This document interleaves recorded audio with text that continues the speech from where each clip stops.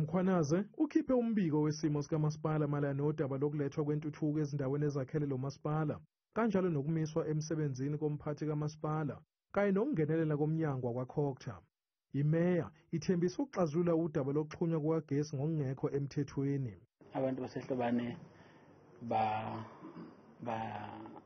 iningi labo ba-connecte kugesi wethu ngokungemthetho, illegally connected. Ngakho-ke sinomsebenzi wokuba siqhube umsebenzi wokuqinisekisa ukuthi wonke umuntu odla ugesi kamasipala uyawukhokhela. Kodwa futhi odaba lwaseHlobane kulapho okugqame khona kakhulu ukwebiwa kwama-cable kanye nokulinyazwa kwama-transformers nama-mini substations ethu.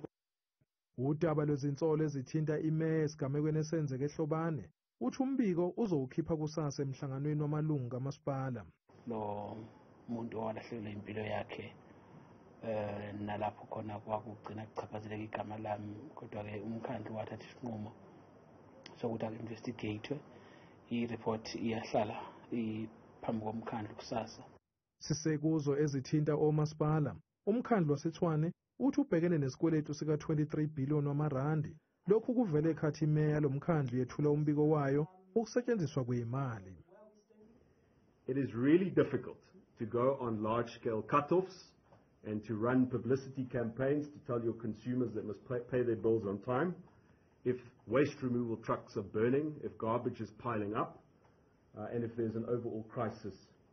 Isiteleka sezisebenzi sanyakenye saba nomthelelo ongemuhle kwezezimali kulo masipala. If only a quarter of this 23.3 billion rand debtors book is collectible, it is collectible in the next 6 months, and that is our aim. Lo masipala usunephini lemeya elisha uDokotela uNasiphi Moya we-Action SA oqokelwe kulesikhundla nonyaka.